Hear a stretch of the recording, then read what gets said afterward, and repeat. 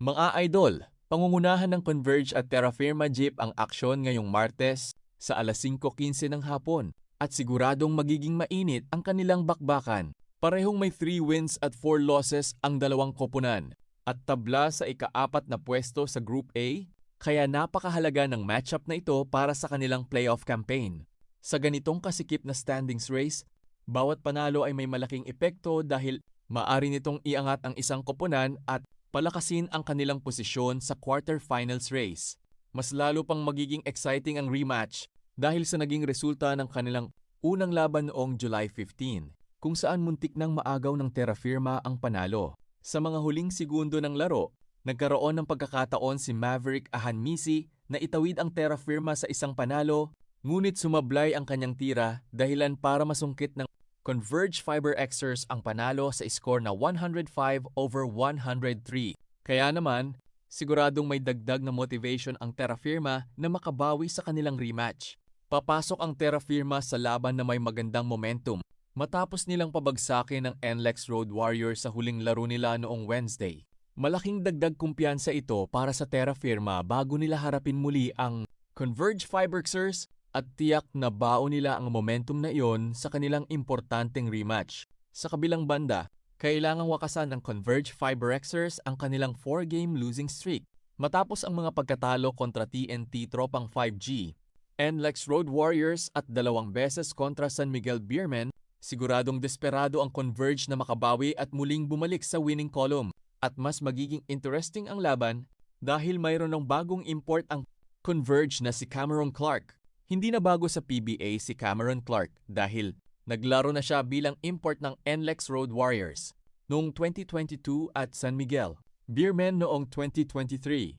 Kilala siya sa kanyang all-around game, scoring ability, rebounding at depensa.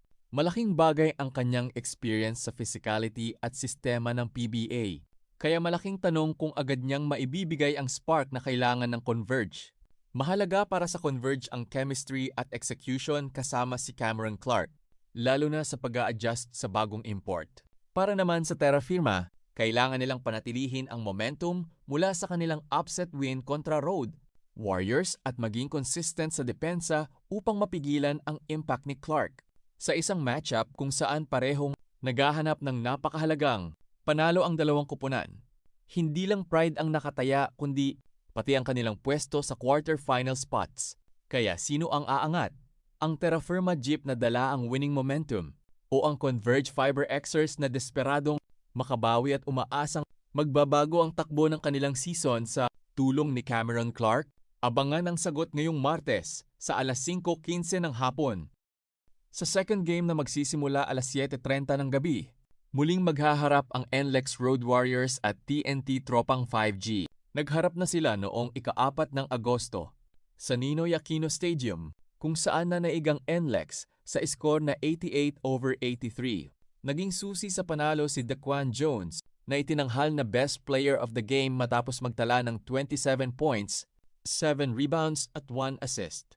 Pero ngayon ibang laban na naman ang ating masasaksihan. Galing sa pagkatalo ang Road Warriors sa kanilang huling laro kontra Terra Firma Jeep noong Biyernes. Samantala, papasok naman ng TNT Tropang 5G na may momentum matapos talunin ang Titan Ultra Giant Risers noong Sabado. Kaya naman, asahan ang mas matinding bakbakan sa rematch na ito.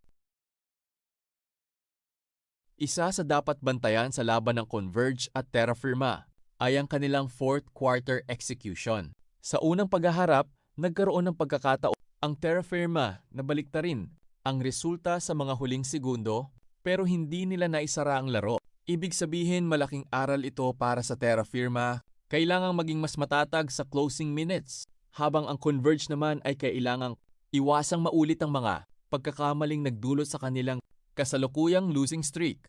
Para naman sa NLEX at TNT, maaaring maging labanan ito ng adjustments at consistency. Dahil alam na ng dalawang koponan ang estilo ng isa't isa, posibleng mas agresibo ang defensive pressure at mas maingat ang bawat possession. Malaking factor din kung sino ang makakakuha ng magandang production mula sa kanilang key players at kung sino ang makakakuha ng magandang production mula sa kanilang. Kaya mga kabasketball, saan kayo? Converge o Terra Firma at NLEX o TNT? Sa dalawang rematch na ito, aling kupunan ang sa tingin ninyo ang may pinakamalaking tsansang